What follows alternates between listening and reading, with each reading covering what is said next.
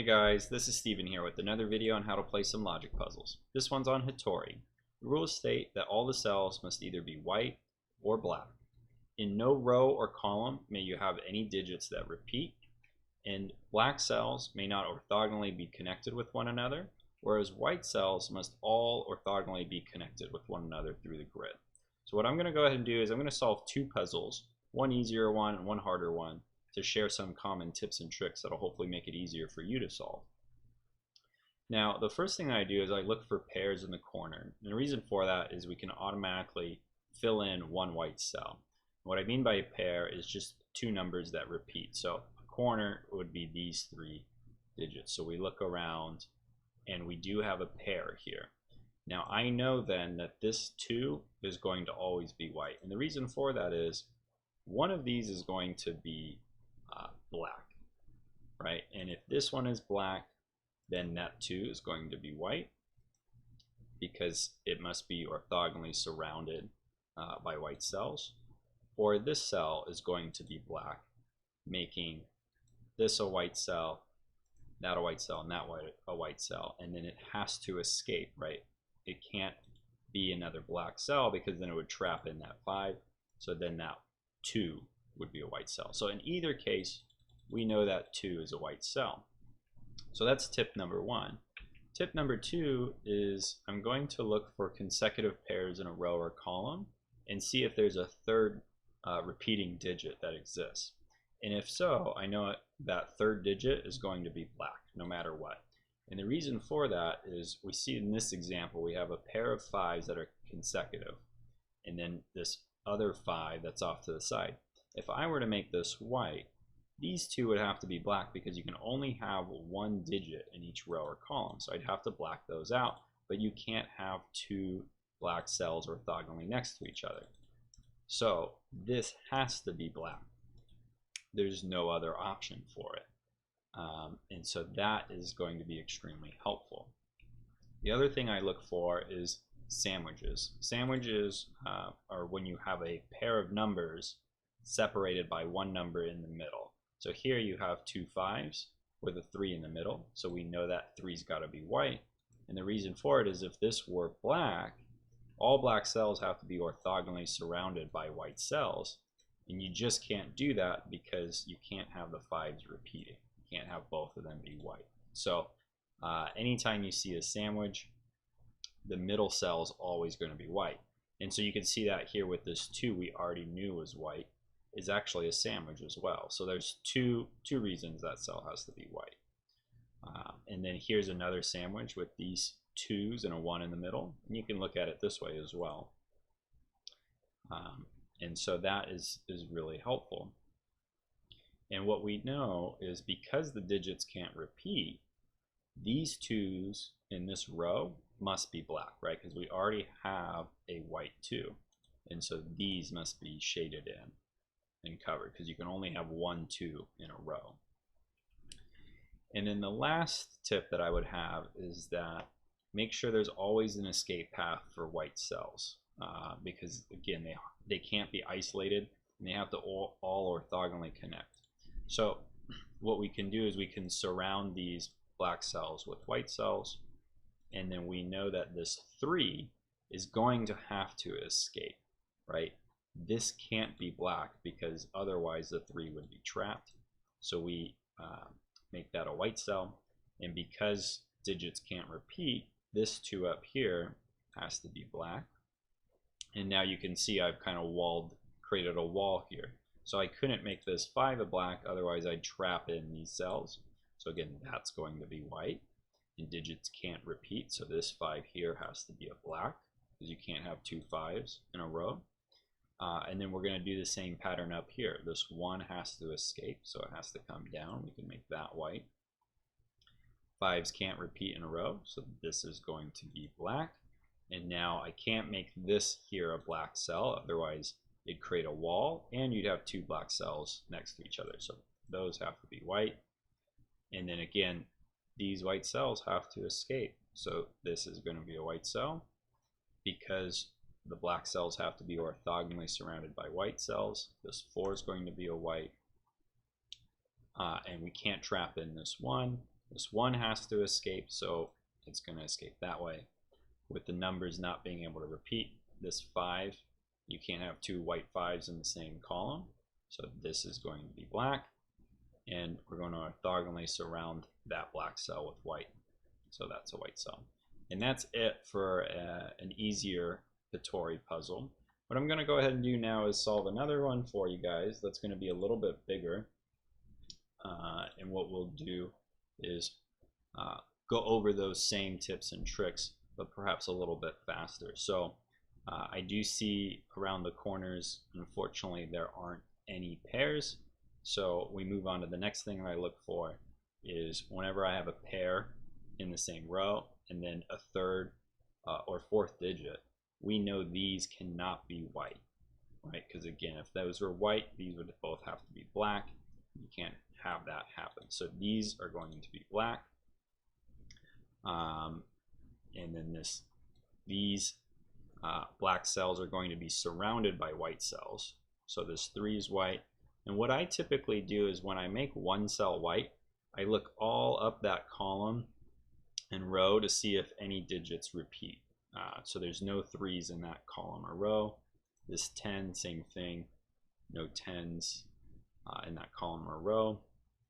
And 8, there's no 8 in that row or that column. This 1, again, I'm surrounding the black cells with white cells, and I'm just making sure. Now see, this 1's white. I can't have 1s repeating, and there is a 1 already in that row, so I can make that black. Now let's move on to this 4. We look to see if there's any 4s in that row or column. We don't see any. So this 6, there is a 6 right above it, so that has to be shaded in. Any other 6? No. Okay, now this 6 has to escape, so we move on to the 5. No 5s in that column, but there is a 5 in that row. We can't have digits repeat, so that's shaded in. We'll color this 10. There's another 10 in that column, so digits can't repeat. We'll shade that in. And now this white cell has to escape, so we'll make that 8 a white. Okay, and this cell has to be white because it's next to a black cell. The black cell has to orthogonally be surrounded. There is another 7 in that column. We shade that in. No other 7 in the row though. Okay, now this still needs to escape, so that 2 is going to be white. No 2 in that row or column. What about this 2? Nope. Okay, this 3 needs to escape, right? I can't make this a black cell because it would trap in the 3. So the 5 is going to be white. And there is a 5 in that row, so we shade that in. Now this still needs to escape here, or you still need to surround this black cell, so that 9 is going to be white. Same with the 5. And I'm basically, every time I make a cell white, I scan up the column and across the row to see if there's any digits that repeat that I can shade in. So hopefully that makes sense for you guys. And that's just my methodology. What I try to do is not just jump around a bunch, because otherwise I'll get confused on you know, what I've looked at and what I haven't. So now we're going to work on this black cell by surrounding it. Instead of just surrounding it all at once, again, I want to check each time I make a white cell to see if any of the digits repeat.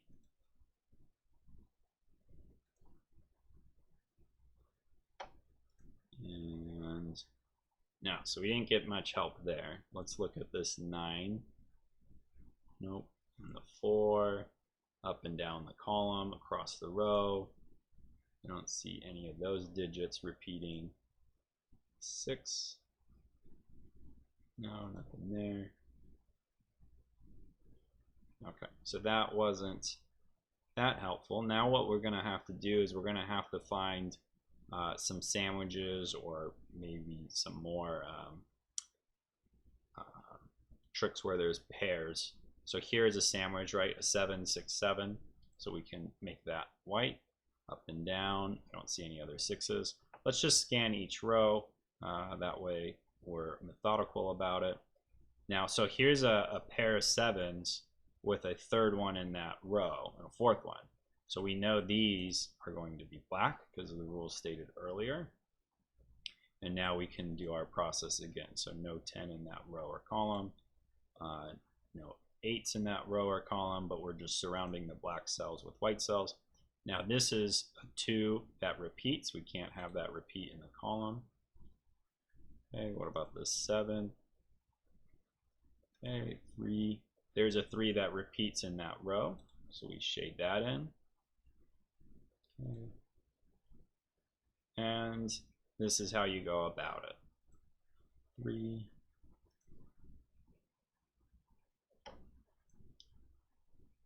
And if you're doing this as a competition or trying to speed solve it, you can maybe skip around and then use the other strategy of making sure that there's always an escape path. But when I'm solving these just for the sake of solving them and getting them done, I'm usually doing it in this methodical way where every time I make a white cell, I cross-reference that row and column. So for me, I think it's easier. That way I don't get lost or miss any digits. So here there's a 2 that repeats in that column. This 4 repeats in that row. This 1, no repeating 1s. What about this 2? There's a repeating 2 in that column. And this 9. Okay, 4. And so you can see I'm constantly surrounding the black cells with white cells as we go along. 9, 4. Okay. So one thing I'm seeing here is we don't want to trap in this 3, right? If I make this black, it'll be trapped, so I have to find an escape route. It's a 9, and 9s repeat in that row, so we can shade that in. And now again, I can't wall this section off. If that's black, that'll be a wall. So there's no escape. So that has to be the escape path, right? And there's 6s in that row, can't repeat. And now you can see this giant wall. So all of these whites have to escape up here. So this 5 can't be a black cell, otherwise it'd be walled off. So that's their escape path. There's a 5 that repeats in that row, so we can shade that in. And now let's surround these shaded cells. 7, there's a repeating 7, we can shade that in. Okay, 8, no repeating 8s. Now we have to find an escape path. Anytime you have this little triangle, you have to have an escape path because you can never have this diamond, right? Because that traps in the 4. So that 3 is going to be shaded. There's a repeating 3. Okay, and you can see there's this little walled off section. This is the only escape path. This can't be black again, otherwise it's going to trap all of these other cells. So that has to be white. It's a repeating 2. These all have to be white in order to escape. So this 8 is shaded. This 5 is, white. The 5, there's a repeating 5. 7. This 9. Okay, this 6 here.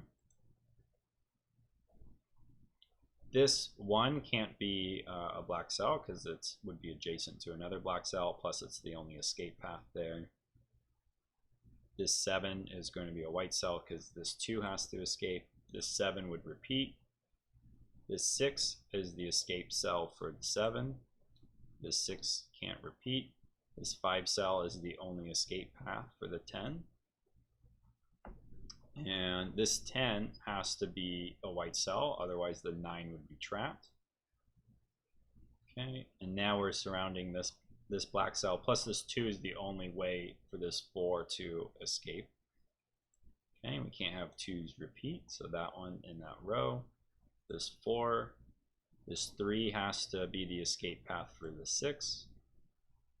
This 8 is orthogonally next to the white.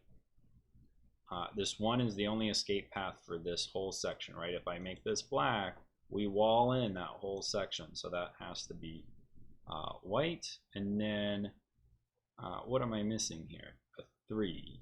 Oh, there's a 3 in this row already, right here. So this 3 cannot repeat. And there we have it. So that is how you do an Hitori. So hopefully you guys like that. If you did, give me a thumbs up and subscribe for more videos like this in the future. Thanks everyone. Have a good night.